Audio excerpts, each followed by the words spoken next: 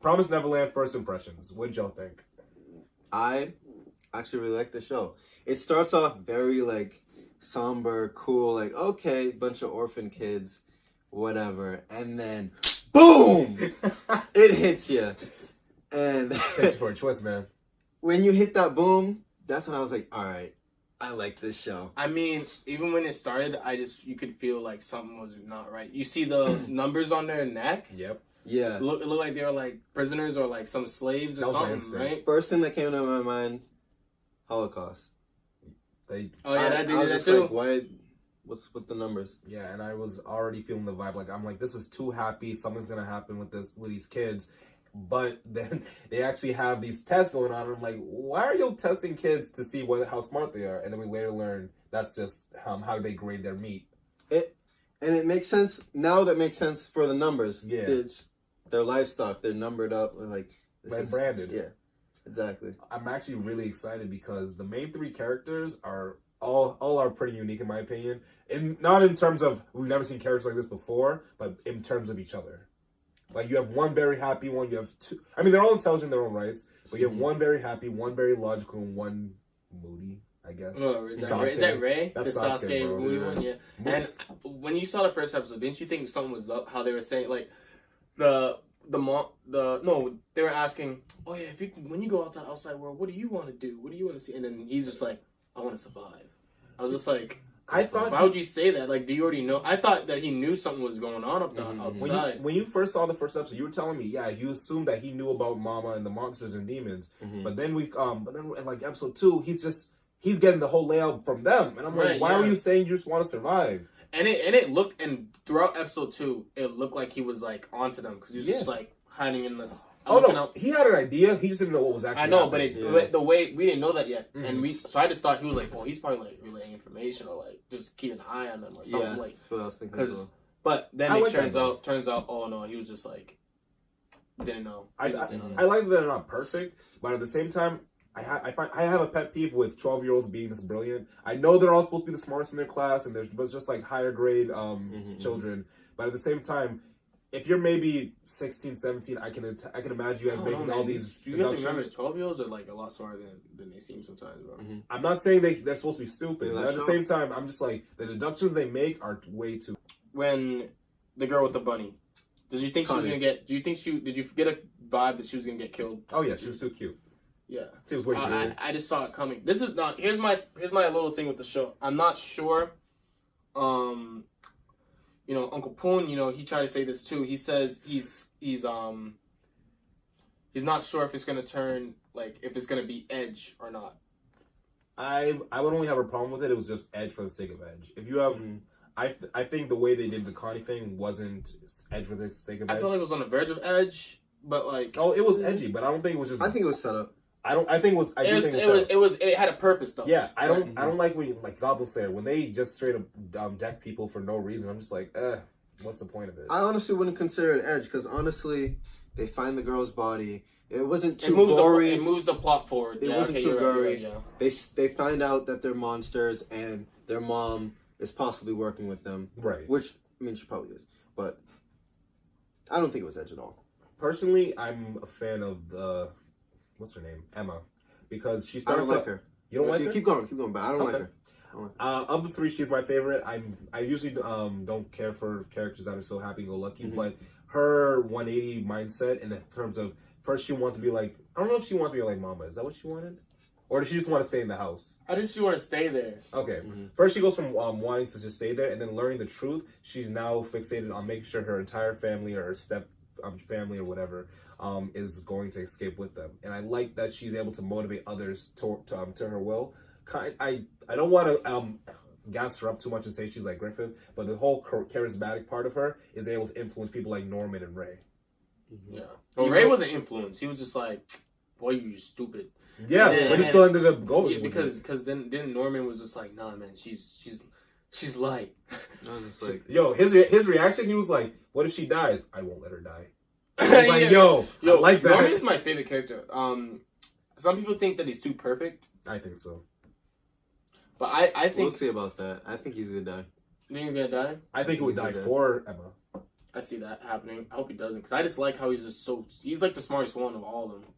I feel like low key he manipulated Emma.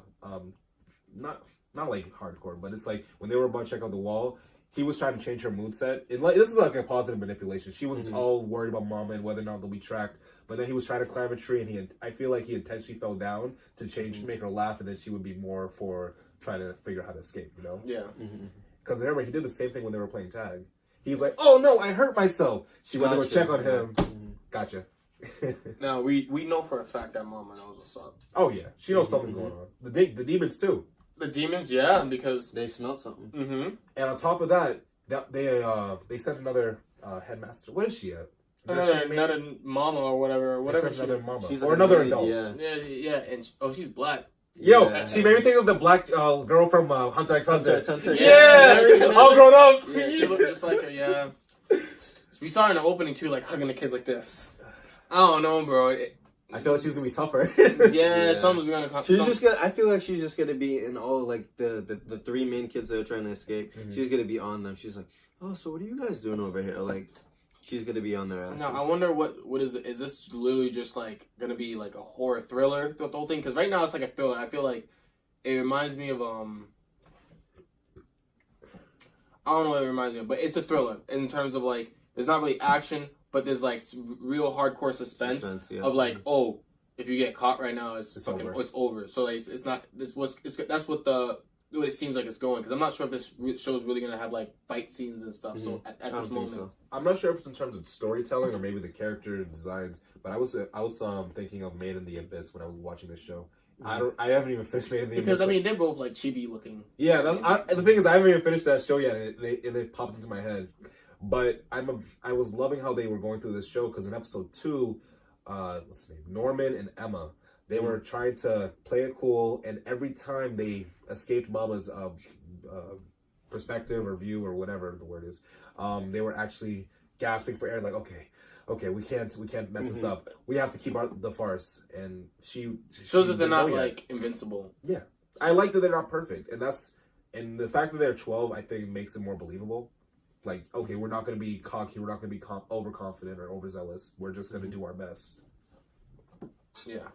I have no idea how they're planning to save out all those people. Do you feel like I don't think it's possible or logical.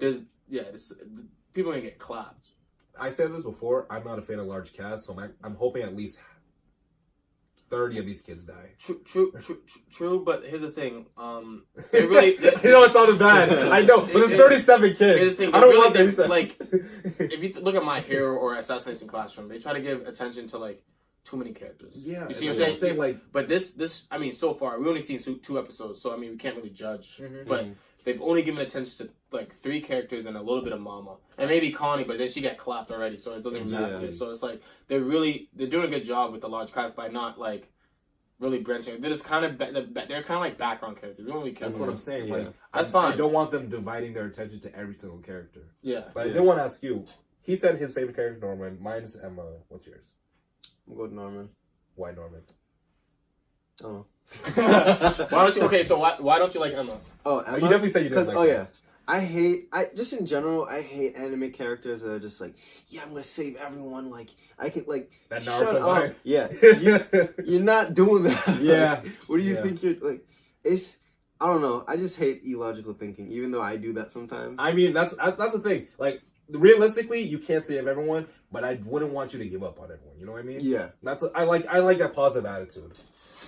Ray straight up said, "Nah, these kids are gonna die. Yeah. We gotta get out of here." Because they're not. That's a good. I like that. They're not as physically adept. They're not, and they're not as smart as them. So they're gonna.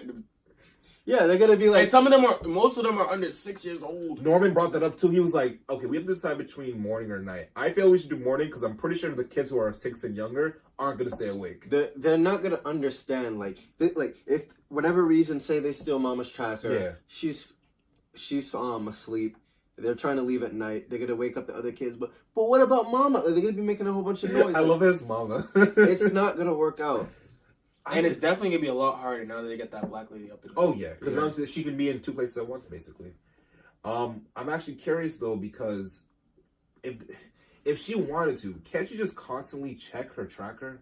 Like, you have no way of controlling when she does and doesn't check it. You know what I mean? So unless you actually take, like you said, unless you actually take it away from her, you guys aren't guaranteed to be safe. Because let's say in the time they went to the forest to check on the wall or whatever, maybe she checked it, and maybe she just didn't let you guys know that she checked it. She did. She definitely checked it. While they were at the wall? She explicitly said, "Did you and Emma Go to the gate. Go to the gate?" They're like, "No, That's against the rules." But she knows. She can't just like straight up like scold them, you know what I'm saying, or like kill them or anything. And that's why I love the mind games. Like, I'm fascinated with this show more than not My Hero. What's this show called? It doesn't matter. You see, that's how good it is. I forgot about Mom Psycho. My thing is, how does she know? How does she? Well, when do they come? I don't understand when those demons come to pick up them children. Like, how It's gotta be at 9. Oh no, they did say that. They said every 2 months. Norman did say that. He said the last time this happened was when person A left, and then 2 months later, Connie left. Okay. The other thing I wanted to mention was, when they had that one scene where all the kids were together and trying to decide what they want to do in the future, I just thought it was very interesting that, what's his name? That kid... No, not what they did. They were all trying to talk about why they never got letters back. That was the one scene that made me go like, oh my god. I think they're all gonna die because we never got a letter back from anybody. You know, I wonder what the outside world is, because they're trying to run out there, but like what Ray said, he was like, yeah, what if they're just all just demons out there? Like, there's no sanctuary for humans.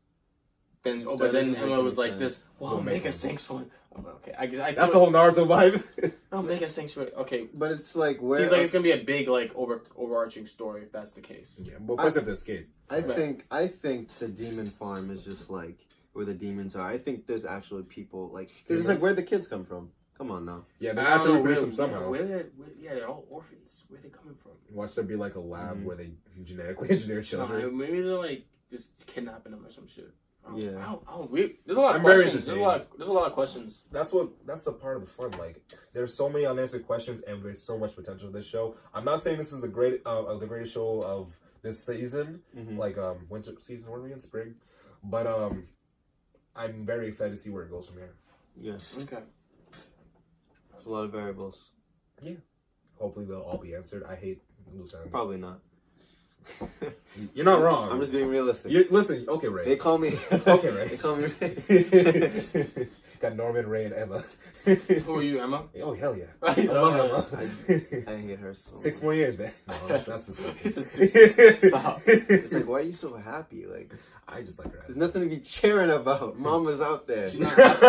Mama's gonna get you. Bro, it reminds me of Resident Evil 7. This reminds me of my childhood. Oh yeah. Because you just like, if Mama's coming up, you gotta be like on your shit. Oh, just like in 7, if you see one of the family members, you'll be on your shit, yo. Yeah. But yeah. Anything else y'all want to talk about? I think that's it. That's it. All right. Excited for episode 3. I wonder if any kids will get clapped. Who knows what will happen with the new maid, the new adult. Yeah. That just sounds like trouble. She's gonna bring something to the table, you know. Yeah. What if she's auntie? Got mama, your auntie. Nah, Aunt Jemima. No! So I make some good stuff for y'all kids. Oh no. Alright guys. As always, like, comment, subscribe, and stay tuned for more reviews.